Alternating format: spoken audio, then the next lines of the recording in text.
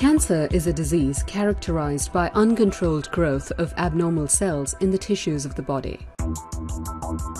Almost anybody can develop cancer, depending on a variety of external and internal risk factors such as tobacco, chemicals, radiation, and gene mutations.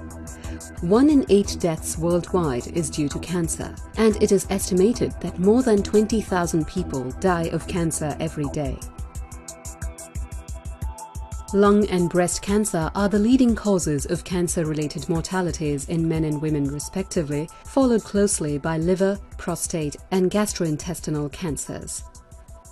Professor Hakan Mellstedt is Professor of Oncologic Biotherapy and Administrative Director of the Cancer Center Karolinska at the Karolinska University Hospital in Stockholm. Professor Mellstedt has been involved with cancer research for nearly 40 years, and he will offer insight into this real and increasing global health problem. So why is cancer such an issue? I mean, it's like this, that cancer is an epidemic growing disease all over the world. Of course, first of all, we have cardiovascular diseases, which are the most important from a global perspective. But then comes cancer. So it's a really issue for the global health problem. Cancer treatment and diagnostic techniques have rapidly evolved over the years. From surgical excision, radiation therapy and chemotherapy to the current landscape of complex multi-agent regimens and the emergence of novel targeted therapies.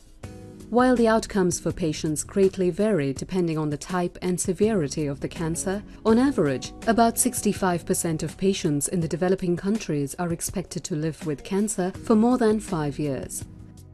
Early detection of cancer is important, as it provides a greater chance that treatment will be successful.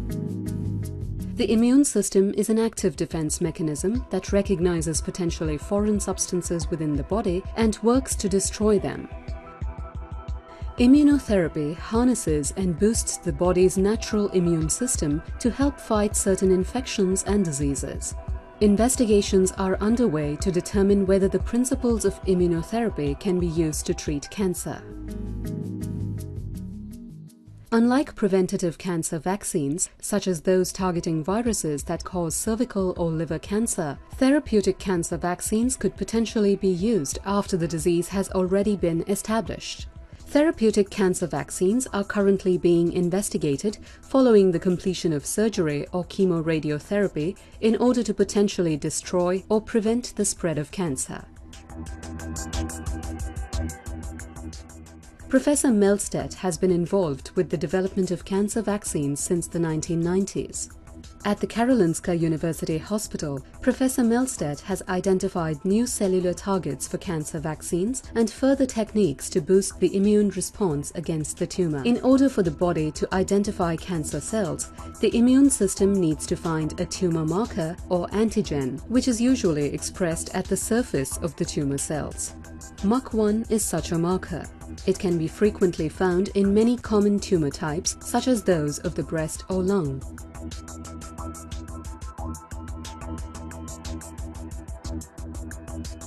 And MUC1 is an interesting antigen because it's not only pressed by lung cancer, it's also pressed by myeloma, it is expressed also by pancreatic carcinoma, prostate. So it might be what we call a pan-tumor antigen, which can be applied for different cancer types. And there are other antigens that behave in the same way, but MUC1 seems to be an interesting to explore.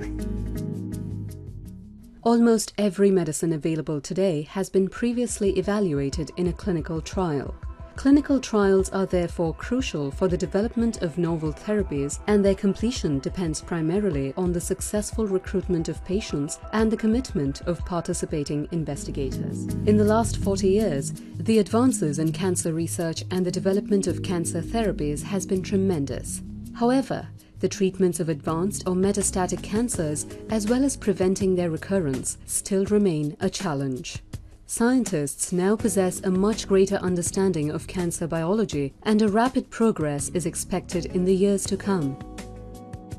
So I think the future for new therapeutic drugs in cancer is enormous. And my expectations in 10 years from now, and I think other people will support me, is that we cure about 75% of the patients. And the beautiness of cancer vaccines is that they will have quite another mechanism of action than all the other drugs. And when you try to kill tumor cells, you should apply as many drug principles as possible. So if you start with chemotherapy, targeted therapy, and then you complete with cancer vaccines, you have another principle, another mechanism to kill the tumor cells. And therefore, I see that cancer vaccines will be an important part of the therapeutic arsenal for cancer.